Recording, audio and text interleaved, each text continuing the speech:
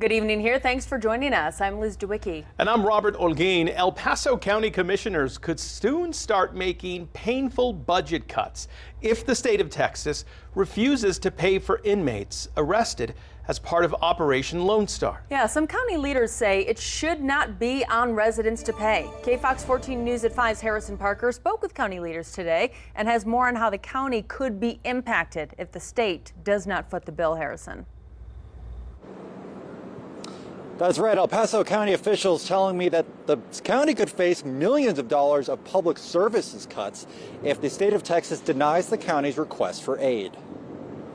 Whatever funding we can get to help with the current expenses that we have, we're glad to have that because we do need that financial assistance. As we've reported, the county says it's lost up to $20 million due to recent border smuggling arrests. As a result, County Commissioner Ileana Olguin says the county could face cuts to public programs, though they should be able to avoid layoffs. So layoffs, no, because really that is something that is the last possible option in any kind of situation. The county will do everything possible to get to that point, and I don't think we would get to that point, but we can certainly, we may have to certainly start thinking about a reduction of other types of services and programs. Officials say that by requesting funds, the county would have to comply by certain rules from the state, though officials say those are still unclear. Commissioner Olguin defended the county's decision to wait until now to request the funds. You know, we didn't know the impact necessarily that these increased enforcement actions were going to have on the jail. We didn't know how long they would be going on for. We didn't know if it was something that was only going to be temporary or not. One El Pasoan says the state should pay for its own inmates. Why would I pay for something that doesn't belong to us? We pay taxes, we pay everything in here, and then besides that, we have to pay them? No way, I don't think so, and it's fair. El Paso County Judge Ricardo Semeniego has not yet signed the disaster declaration, though his office says they're in the process of dotting the I's and crossing the T's, and that signing should be coming soon enough. I'm Harrison Parker reporting from downtown El Paso, KFOX 14 News at 5. All right, Harrison, thank you for that. So for some context here, the county is blaming this budget crunch on Governor Greg Abbott's controversial border enforcement program known as Operation Lone Star. For the past 2 years, the number of people arrested as part of that crackdown has taken a serious toll on the county budget. That's because it costs an average of about $350 a day to house an inmate at the county jail. Most of the people arrested under Operation Lone Star are indigent, so they need public defenders.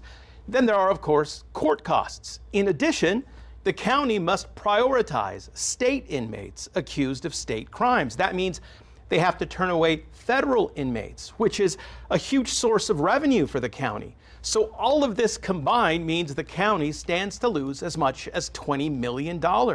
I talked to Commissioner David Stout about this situation.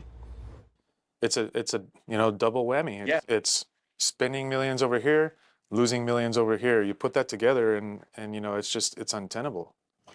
So David, what Governor Abbott's office would say, or what the state would say, is that, well, listen, El Paso County, we're here to help. We'll give you some money, and we'll give you some grant money, but you need to participate in Operation Lone Star. Yeah, so it comes with strings attached. Right. We would have to declare a state of emergency, like the city has. The city's already done that. Yeah.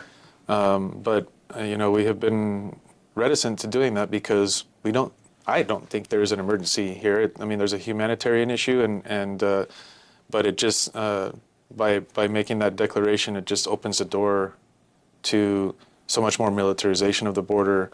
DPS is already here, so I'm not sure how much, how many more boots they would put on the ground if we declared it a state of emergency. But it has political implications, right? To say emergency, right. It has political weight.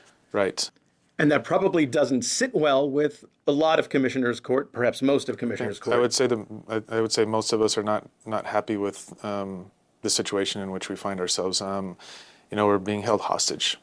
We're being held hostage by the governor. So again, as of this week, El Paso County getting ready to declare a state of emergency along our border. This despite the fact that illegal border crossings have dropped sharply over the past several months.